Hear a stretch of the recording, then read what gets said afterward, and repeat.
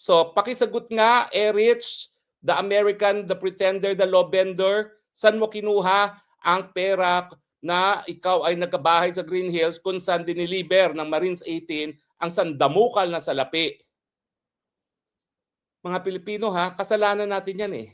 Bakit nyo linuklok ang isang Erich, the pretender, the law bender? Alam nyo naman, napakadaming pagkakasala niyan mula sa kanyang pagkatao, sa pagpopulsify ng mga dokumento, at ngayon pagdating sa pagtanggap ng mga maleta. Hanggang kailan ba kayo matututo? Talaga bang gusto nyo pinupukpok ang ulo sa pader? Palibasa, mga sikat, palibasa, may mga programa, akala ninyo sapat na yan para kayo paglingkuran? Hindi! Ang mga gaya niyan, ang mga utak kriminal na yan, walang gagawin yan kung hindi maging kriminal sa gobyerno.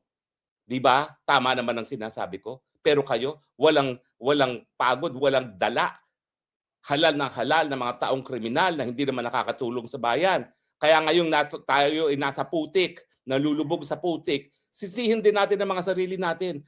Lalo na ngayon na alam naman natin na sa ating bagong saligang batas, nasa kamay natin ang pagbabago dahil tayo ang tunay na soberenya ng Pilipinas. Ang taong bayan, ang tunay na soberenya, yan ang sabi ng ating saligang batas. And yet, pumapayag kayo manatili sa mga posisyon ang mga kriminal, ang mga magnanakaw, ang mga bangag.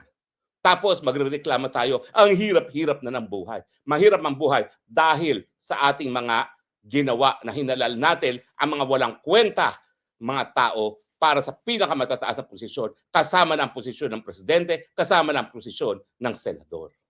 Tama ba ako mali? Ultimately sa demokrasya, mga sarili natin ang sisihin natin. At dahil tayo ngayon nagkamali, tayo'y nabudol para ihalal ang isang bangag, nabudol para ihalal ang isang dayuhan na nagpo-falsify ng dokumento para sa kanyang pagkatao at ngayon sinasabing tumatanggap ng mga maleta, talaga yung paghihirap natin. Kasalanan na natin yan.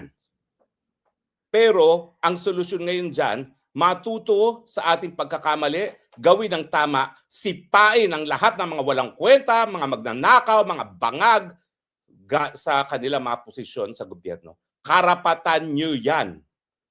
Yan po ay nakasaad sa salagang batas. At kapag hindi nyo ginamit ang inyong karapatan, talaga naman, sarili nyo na ang dapat ninyong sisihin.